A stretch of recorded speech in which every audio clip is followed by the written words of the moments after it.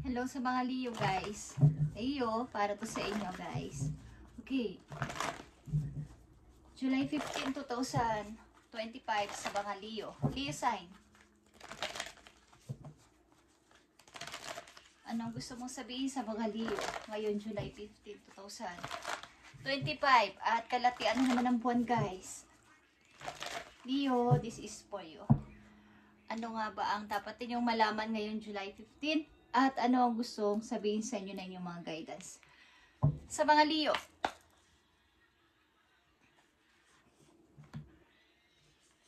Ano bang dapat ninyong malaman guys?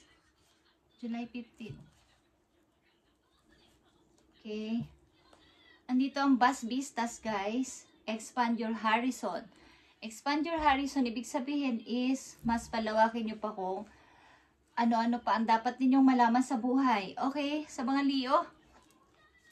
Nandito ang solitude. Okay. And silence, peace prevails. Pag-iisip-isip talaga. Ang mga positibo. Positibo para sa kinabukasan, para sa hinaharap. Okay, sa inyong kasalukuyan. At beneath the surface lies great bounty, uncovering treasure. Okay, may masusugpon kayo, masasumpungan kayo parang hindi nyo pa alam na mga kaalaman nyo sa buhay na magdudulot sa inyo ng pag-unlad sa kaperahan guys. Okay, sa pamagitan na inyong mga kakayanan, mga skills nyo is maaaring marami pa kayong hindi nalalaman na kaya nyo pala mga bagay na to na hindi nyo pa nasusubukan. At nandito ang passion and pleasure. Nakita nyo to yung pagsasayaw, pagkanta, pagpe-perform is here. Savor your life. Okay? Leo, yung mga hindi nyo pa alam siguro na kaya nyo palang gawin sa inyong kasalukuyan is magdudulot ito sa inyo ng kasikatan. Okay? Sa mga Leo. Kaya, ang ilan sa inyo dito ay nag-iisip-isip o parang nagre-review sa inyong mga pinagdaanan sa buhay. Ano ba yung mga nakaligtaan ko sa aking mga pangarap na hindi ko nagagawa pa? O hindi ko nagawa? O napaligtas ko? Okay? So, uncovering treasure. Ito ay nakatago lamang at hindi nyo pa natutuklasan sa inyong sarili. Sa mga Leo, ano ang mga message mo sa mga Leo? July 15, 2025. Para sa mga Leo. July 15, 2025 sa mga Leo. Ano pa ba ang dapat ninyong matuklasan guys sa inyong sarili at dapat nyo pang malaman na mga sasabihin sa inyo ng inyong mga guidance from heaven. Kaya naman ang inyong kasarian is para to sa inyo guys, sa mga Leo.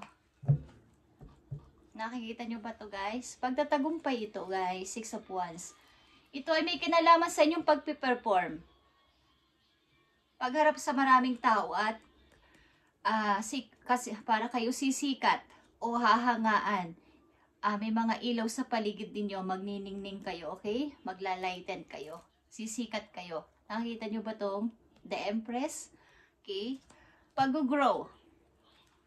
Solitude is here. Nakikita nyo ba ang solitude? The Hierophant. And ang inyong energy, the Queen of Wands. Nakita nyo ang gaano kasilaw ito. Itong mga lights na to. At kung paano yung pangngiti dito at pagtawa ng isa ng nasa image is talagang pag-angat ito sa inyong career guys. At masasabi nyo na ito na. Andun na yung, ito yung hagdanan at nakikita nyo na yung inyong yung goal. Nakaabot na dun. Kahit hindi na ako maghirap, is parang nakikita-kita ko na yung aking tagumpay. Okay guys, at itong inyong energy, ito din ay, itong isa ay Virgo, okay? Parang ito ay pagtupad sa inyong mga pangarap is malapit nyo nang maabot at pati yung masayang pamilya is mangyayari na sa inyong buhay.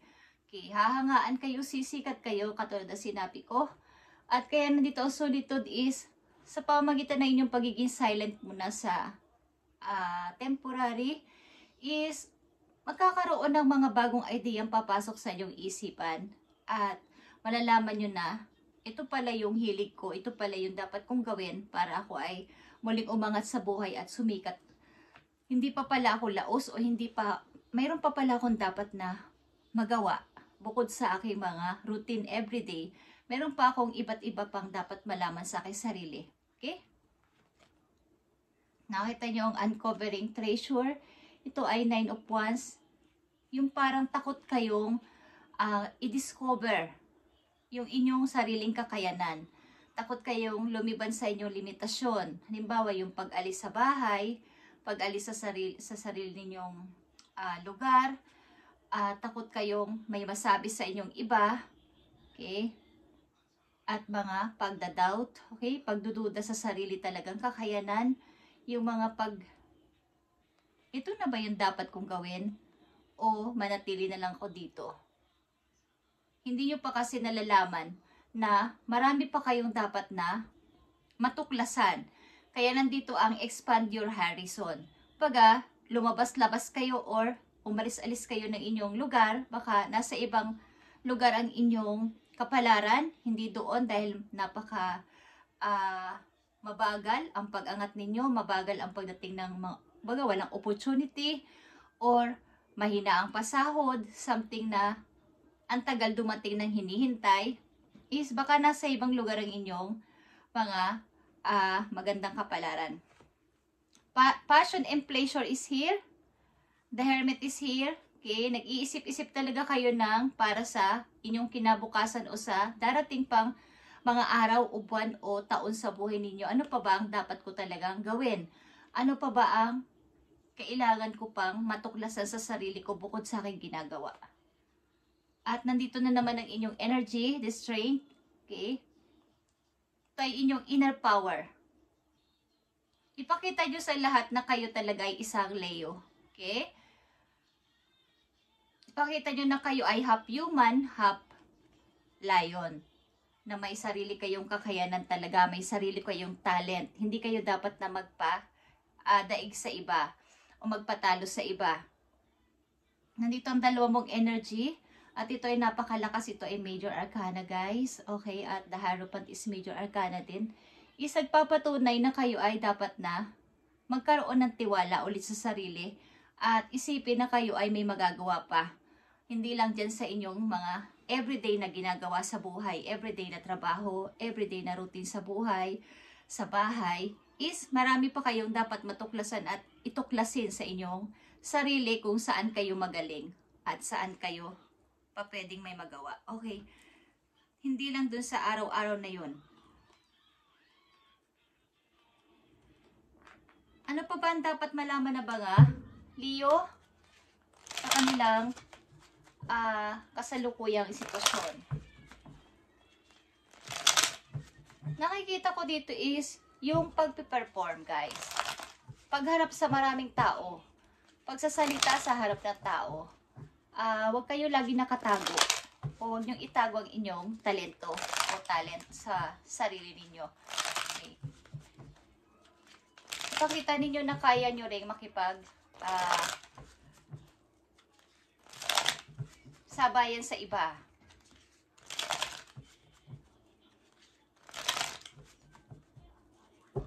Ano pa ba ang dapat malaman na mga Leo? I need 4 messages dito. Sitwasyon nila. Sitwasyon ng mga Leo. Okay. Nakikita nyo ba ang the Chariot? Paglipat talaga to sa ibang location. Relocation, guys. Leo, nandun ang inyong swerte o maaari naghihintay na din ang opportunity na to. Kaya lang ang hirap nyo pang mag-decide. Maaari ito ay may nakikipag-usap sa inyo na ba't hindi mo itry doon, Leo? Okay. Yeah, that is here. Paglisan talaga to sa isang lugar, guys. May ayaw man ang gagawin ninyo is nakikita nyo doon ang pag-asa sa malayong lugar, guys. Andoon ang sun, ang inyong energy, Leo. Ito ay Scorpio energy, but humahalo dito ang inyong, nakita nyo yung sun doon, banda doon. Sa malayong lugar, kahit na may ayaw, may hinahanap pa rin kayo kasi na parang kulang pa. May hinahanap kayo sa sarili ninyo na Hanggang dito na lang ba ako? Hanggang sa ako ay tumanda? O may dapat pa ba akong alamin? May dapat pa ba akong puntahan?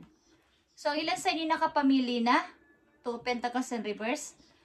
Maaaring kayo sasakay sa barko, sasakay ng eroplano, guys. Malayong lugar ito. May naghihintay sa inyo doon na opportunity o may nag-alok sa inyo sa malayong lugar.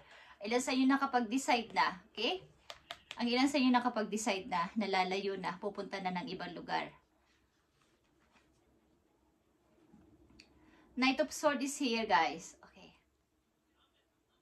Maaaring may mga humahadlang sa inyo at hindi nyo ito papayagan na kayo ay hadlangan sa inyong plano. Yeah. At ang ilan sa inyo dito ay maaaring tapos na ang pag-ibig. Kumbaga, wala na yung nakahiwalay na kayo sa inyong marriage. Okay, ilan sa inyo, guys. At gusto nyo, nagbabala kayo umalis muna at itry o tingnan ang kapalaran sa malayong lugar. Maiba naman. Kay Leo. Message mo pa sa mga Leo para magkaroon sila ng idea sa kailang mga gagawin. Okay. Nakadakda ito mangyari sa mga Leo na nandito sa reading. At maaaring ilan sa inyo ay nakapag-desisyon na at aalis na. Para maiba naman ng lugar. Nandun siguro yung kapalaran ko sa ibang lugar o nandun yung aking swerte. Nandun yung pag-unlad ko. Wala dito sa nakagisnan kong place.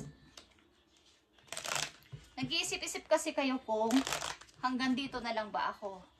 Hindi ko pa kailangang i-explore o ipakita o sabihin o ano yung kakayanan ko pa. Hanggang dito na lang ba ako sa ginagawa ko ngayon.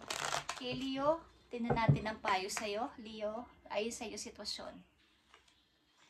Andito ang dear or gentleness. This is a reminder to be more gentle with yourself and others.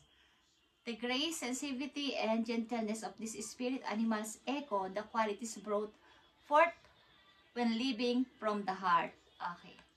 Ito'y pagiging isang mabait sa inyong sarili at sa ibang tao na dapat ninyong ipamalas kahit saan kayo pumuntang lugar o kahit kung saan kayo padpad din ang kapalaran. Andito din ang peace. Ito ay dolphin. About din ito sa gentle o pagiging isang mabuti sa sarili at sa kapwa. The gentle nature of the dolphin reminds you to look for the good in everyone. Strive to bring peace to your life and those around you. Trust your instinct and intuition rather than overthinking things. Okay. Mas magtiwala ka sa iyong mga iniisip at nararamdaman, mga kutob, Leo, kesa sa mga pag-o-overthink na nararamdaman mo paminsan-minsan. Is pakaramdaman mong maigi kung ano ba talaga ang binubulong ng puso mo na nangingibabaw talaga yan. Everyday yan ang gusto mo at hindi yung yung mga advance na kaisipan na negative. Okay? At maaring pinupush kayo dito ng kapalaran na mag-relocate, guys. At nasa ibang lugar ang inyong kumbaga doon yung mai-expose ang inyong kakayanan. Hindi din sa inyong sariling place. Kasi parang na-down ng inyong kakayanan dyan. Kumbaga sa ibang lugar, pag ginawa nyo yan is meron kayong confidence na masasabi na kaya kong ilabas yung pagiging isang ako. Okay? Hindi ako kailangang ma-conscious o mahiya. Yun ang ibig ko sabihin. May mga ilan kasi sa inyo dito na tinaw na maraming tao, kaya nawala ang confidence sa sarili. Last message for you, Leo. So, ilan sa inyo dito ay sisikat o nakatakda ng mangyari ito sa inyo sa mga susunod na buwan, guys. Ilan sa inyo sa kapag-desisyon na at aalis na sa inyong lugar. Maaring kayo ay ilan sa inyo dito ay nagpe-perform sa maraming tao, sa harap ng maraming tao. At yun ang inyong trabaho. Tingnan natin, Leo, ang payo sa'yo dito o sasabihin sa'yo na yung mga guidance. Okay. Andito ang mural. Leo, be your own first priority. kailangan talaga ay, simula sa araw na to o mapanood nyo ang video na to ay, isipin nyo muna ang inyong sarili bago ang iba. Okay? Kailangan ang priority mo ay sarili mo this time. Dahil matagal ka na rin namang nagbigay ng maraming time sa ibang tao o sa mga relate na tao sa buhay mo o involved na tao sa buhay mo. So, this time, ikaw naman dapat ang manguna sa iyong sarili. Maging mabait ka sa iyong sarili this time. Okay? Be gentle. Gentle sa iyong sarili. Message mo pa sa mga Leo na nandito sa reading na gusto mong bigyan ng mensahe today, July 15, 2025. July 15, 2025 sa mga Leo. I need message for Leo. Abundance and prosperity lies ahead. Okay. May mga paparating na mga opportunity talaga sa inyo, guys. May kinalaman sa money. Okay? Pagdagdag ng inyong kita. Kaya lang may mga bulaan din o mga lies. Yung mga hindi mabulaklak magsalita lang pero hindi totoo. So maging aware kayo dito, Leo. Okay, Leo, isa pang message for you. Spirit says to trust your intuition. Like nang nandito sa message sa inyo sa una na trust your instinct and intuition rather than overthinking things. Mag-trust ka sa iyong kutob, sa iyong kaba simula sa araw na to dahil yan ay totoo. Okay, Leo? Accurate yan sa mga Leo na may ganitong sitwasyon. Accurate yan sa inyo ang inyong mga instinct. Okay? So, thank you, Leo, and ito ang inyong message ngayong July 15, 2025 at pagpalain kayo ni God sa araw-araw ninyong ginagawa sa buhay at mga paplanuhin at iisipin at sasabihin is ipagbigay alam niyo muna kay God bago kayo gumawa ng kung ano man ang hakbang na inyong gagawin is isanggunin nyo muna kay God, okay, ang inyong mga gagawin at maniwala kayo sa inyong sarili sapagkat kung kayo ay sumasangguni kay God ang inyong mga gagawin is ibibigay yan sa inyo yung knowledge na yan sa inyong isip at yan yung sinasabing intuition, okay? Thank you, Leo, and God bless.